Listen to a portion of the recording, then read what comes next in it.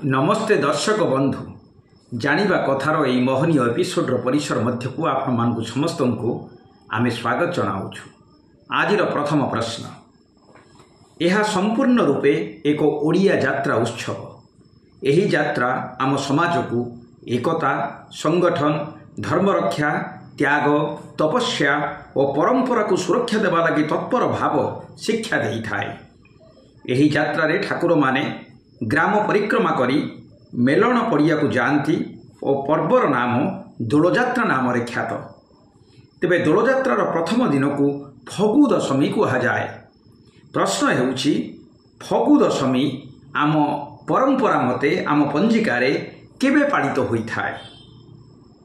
यार सठिक उत्तर हेउछि फाल्गुन मास शुक्ल पक्ष दशमी तिथि रे फगु दशमी पालित होइथाय।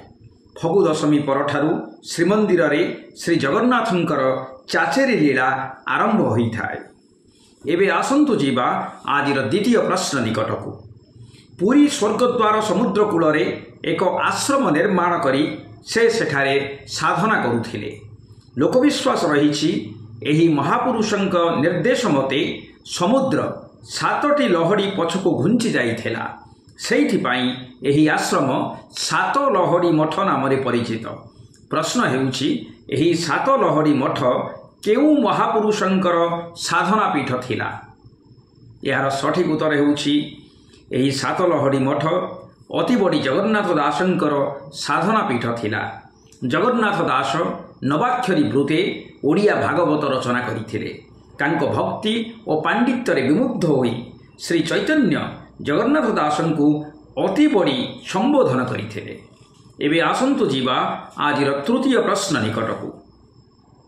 ओडिशार एही स्थान रे एकदा प्रतिष्ठित होइथिला समग्र दक्षिण पूर्व एशियार प्रथम आधुनिक चीनी कल। तत्परे एही अंचल चीनी राइज बा सुगार कंट्री भावरे ख्याति लाभ करिथिला। प्रश्न हेउछि ओडिशार एही स्थानर नाम कौन अटे? यार सठिक उत्तर हेउछि ओडिशार एही स्थानर नाम आसिका बा आस्का। यह गंजाम जिल्ला रे अवस्थित फ्रेडरिक जेम्स विवियन मिन्चिन एठारे स्थापन करिथिले दक्षिण पूर्व एशियार प्रथम अत्याधुनिक चीनी कल। एबे आसंतु जीवा आजिर चतुर्थ प्रश्न निकट को। एक ओडिया खाद्य संपर्कित प्रश्न।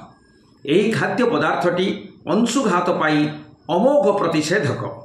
यह क्लांतिनाशक और शक्तिवर्धक तथा रोग प्रतिरोधक खाद्य।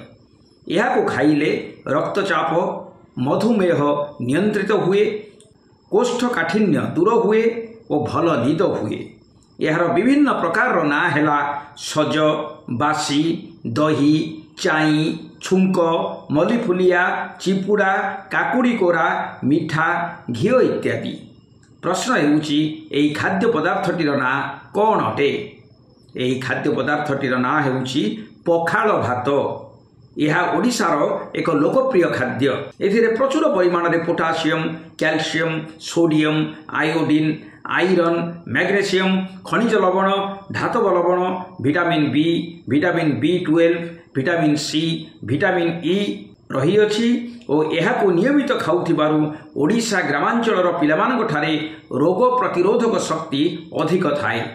प्रतिवर्ष मार्च मास 20 तारिख को ओडिया माने विश्व पखाल दिवस भाव में पालन करिथांती एवं गत 2011 मसीहारू यह पालित होई आसुछि। एबे आसंतु जीवा आजिर पंचम प्रश्न निकट। 1884 ख्रीष्टाब्द रे यार निर्माण कार्य आरंभ हैला और 10 वर्ष पर 1894 ख्रीष्टाब्द रे यार निर्माण कार्य शेष हैला। लोहारखंडी नदीर एक क्षुद्र उपनदी बरंग नाल उपरे 4300 फुट लंबर एक माटीबंध तैयारी करा जाई एही जलभंडार कार्य आरंभ होइथिला। विशिष्ट सारस्वत साधक गोदावरीश महापात्रंकर कालजयी गल्प जातिर धक्कारे एही माटीबंधरे काम करुथिबा दिन मजुरिया नार्सना नायडूर कथा उल्लिखित अटे। प्रश्न हेउछि एही नदीबंध को आमे केउ नाम रे जानु? यार सठिक उत्तर हेउछि एही नदीबंधर नाम हेउछि रसेलकोंडा घाई। एही जलभंडारर पूर्व दिगरे व्याघ्रदेवींकर पहाड़ रहिछि। उत्तर रे सुप्रसिद्ध कलिंगा घाटी एवं पश्चिम रे रताखाई पहाड़ विद्यमान। एबे आसंतु जीवा आजिर षष्ठ प्रश्न निकट को। ତାଙ୍କୁ ତାଙ୍କର ଅନୁଗାମୀମାନେ ଧରତୀ ଆବା ବା ଭଗବାନଙ୍କର ଅବତାର ବୋଲି ସମ୍ମାନ ଦିଅନ୍ତି। ଗୋତି ପ୍ରଥା, ବେଠି ବେଗାରୀ ଓ କୀତଦାସ ପ୍ରଥା ବିରୁଦ୍ଧରେ ସେ ଲଢ଼ିଥିଲେ। ତାଙ୍କର ସ୍ଲୋଗାନ ଥିଲା ଆବୁଆ ରାଜ ଇତେ ଜାନା, ମହାରାଣୀ ରାଜ ଟୁଡୁ ଜାନା, ଅର୍ଥାତ୍ ଆମ ସାମ୍ରାଜ୍ୟର ପ୍ରତିଷ୍ଠା ହେଉ, ମହାରାଣୀ ସାମ୍ରାଜ୍ୟର ପତନ ହେଉ। ପ୍ରଶ୍ନ ହେଉଛି ସେ କିଏ ଅଟନ୍ତି? ଏହାର ସଠିକ୍ ଉତ୍ତର ହେଉଛି ସେ ହେଉଛନ୍ତି ପ୍ରଖ୍ୟାତ ଆଦିବାସୀ ସଂଗ୍ରାମୀ ବିର୍ସା ମୁଣ୍ଡା। ମୁଣ୍ଡା ଭାଷାରେ ବିରସାର ଅର୍ଥ ହେଉଛି ଗୁରୁବାର। ଗୁରୁବାରରେ ଜନ୍ମ ହୋଇଥିବାରୁ ସେ ବିର୍ସା ମୁଣ୍ଡା ନାମ ଧାରଣ କରିଥିଲେ। ଏବେ ଆସନ୍ତୁ ଯିବା ଆଜିର ସପ୍ତମ ପ୍ରଶ୍ନ ନିକଟକୁ। ମିଳିତ ଜାତିସଂଘ କେଉଁ ବର୍ଷଟିକୁ ବା କେଉଁ ମସିହାଟିକୁ ଆନ୍ତର୍ଜାତୀୟ ମିଲେଟ୍ ବର୍ଷ ବା ବିଶ୍ୱ ମାଣ୍ଡିଆ ବର୍ଷ ଭାବେ ଘୋଷଣା କରିଥିଲେ?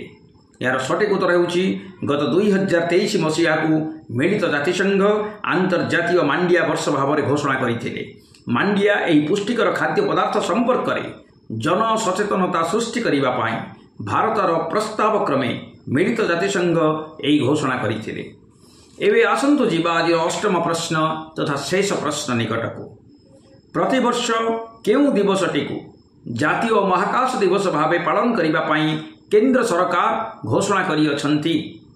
ଏହାର ସଠିକ୍ ଉତ୍ତର ହେଉଛି ପ୍ରତିବର୍ଷ ଅଗଷ୍ଟ ମାସ 23 ତାରିଖକୁ ଜାତୀୟ ମହାକାଶ ଦିବସ ଭାବେ ପାଳନ କରିବା ପାଇଁ କେନ୍ଦ୍ର ସରକାର ନିକଟରେ ଘୋଷଣା କରିଅଛନ୍ତି।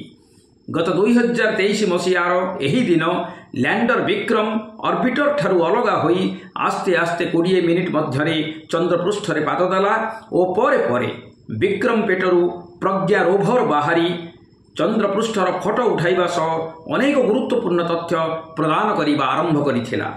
ତେବେ ଲ୍ୟାଣ୍ଡର ବିକ୍ରମ ଯେଉଁଠାରେ ଅବତରଣ କଲା, ଚନ୍ଦ୍ରପୃଷ୍ଠର ସେ ସ୍ଥାନର ନାମ ହେଲା ଶିବ ଶକ୍ତି। ଚନ୍ଦ୍ରଯାନ 3ର ଏହି ସଫଳତାକୁ ସ୍ମରଣ କରିବା ଲକ୍ଷ୍ୟରେ ପ୍ରତିବର୍ଷ ଅଗଷ୍ଟ ମାସ 23 ତାରିଖକୁ ଜାତୀୟ ମହାକାଶ ଦିବସ ଭାବରେ ପାଳନ କରିବା ପାଇଁ କେନ୍ଦ୍ର ସରକାର ଘୋଷଣା କରିଅଛନ୍ତି। ସୁଧୀ ଦର୍ଶକ ବନ୍ଧୁ, ଆଜି ଆମ ହାତରେ ଥିବା ସମସ୍ତ ପ୍ରଶ୍ନର ଆଲୋଚନା ଆମେମାନେ କରିସାରିଛେ। ତେବେ ଆଜିର କାର୍ଯ୍ୟକ୍ରମ ଆପଣମାନଙ୍କୁ କିଭଳି ଲାଗିଲା ଦୟାକରି କମେଣ୍ଟ ବକ୍ସ ନିକଟକୁ ଆସି ଆମମାନଙ୍କୁ ଜ୍ଞାତ କରାଇବା ହେବେ ଏବଂ ନିବେଦନ କରିବୁ ମଝିରେ ମଝିରେ ଏହିଭଳି କିଛି ମହନୀୟ ଏପିସୋଡକୁ ଭେଟିବା ପାଇଁ ଦୟାକରି ୟୁଟ୍ୟୁବର ଚମନ ଭାଇନା ଚ୍ୟାନେଲକୁ ସବସ୍କ୍ରାଇବ୍ କରିବା ହେବେ। ଆଜି ପାଇଁ ବିଦାୟ ମାଗୁଛୁ। ବହୁତ ବହୁତ ଧନ୍ୟବାଦ ଆପଣମାନଙ୍କୁ।